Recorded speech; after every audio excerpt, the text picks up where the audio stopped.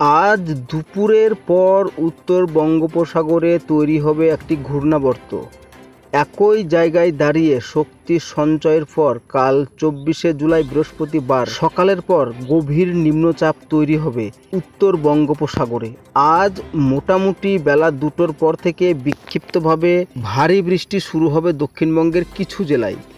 তবে বিকেলের পর বাড়বে বজ্রবিদ্যুৎ সহ বৃষ্টির পরিমাণ। বেশিরভাগ জেলার বেশ কিছু এলাকায় বজ্রবিদ্যুৎ সহ হালকা থেকে মাঝারি বৃষ্টির সঙ্গে ঘন্টায় 30 থেকে 40 কিলোমিটার বেগে ঝোড়ো বাতাস বইবে।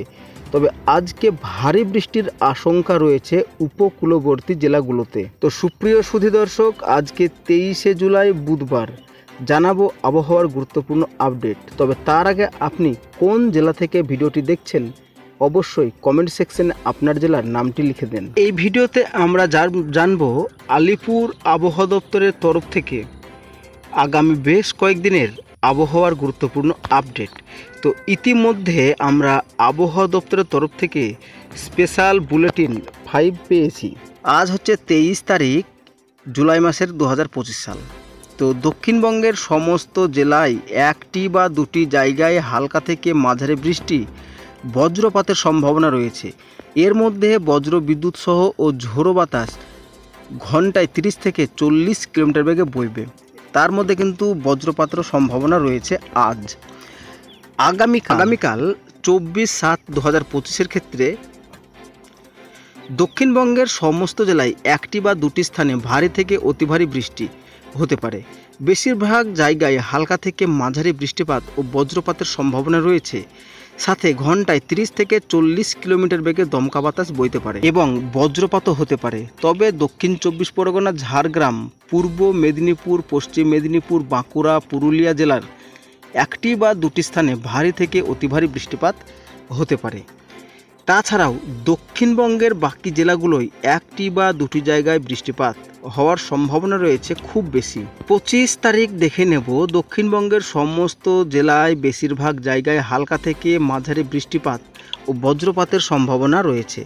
সেই সাথে ঘন্টায় 30 থেকে 40 কিলোমিটার প্রতি ঘন্টা বেগে ঝোড়ো বাতাসও বইতে পারে।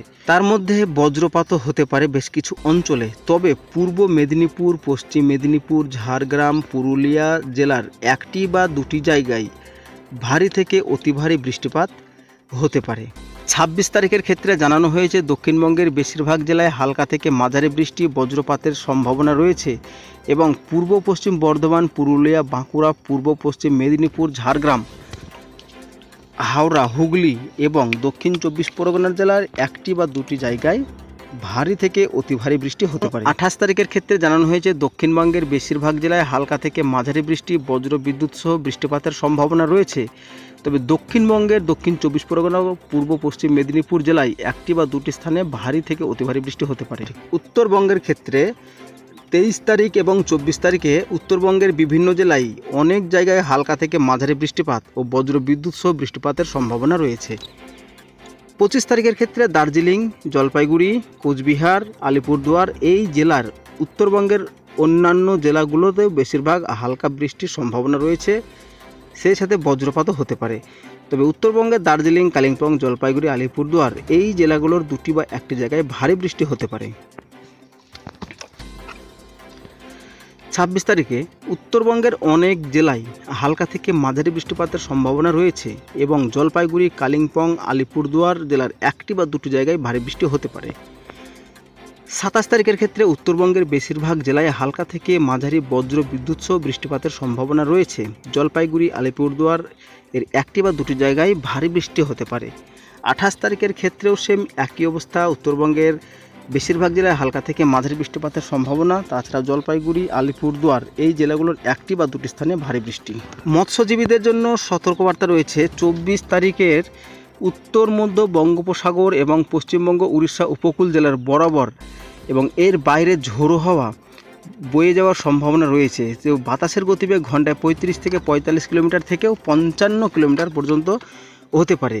24 তারিখের ক্ষেত্রে জানানো হয়েছে পরবর্তী নির্দেশ না দেওয়া পর্যন্ত উত্তর মধ্য বঙ্গোপসাগরে, পশ্চিমবঙ্গ ও উড়িষ্যা উপকূল বরাবর এবং বাইরে সমুদ্রে না যাওয়ার পরামর্শ দিয়েছেন আবহাওয়া দপ্তর।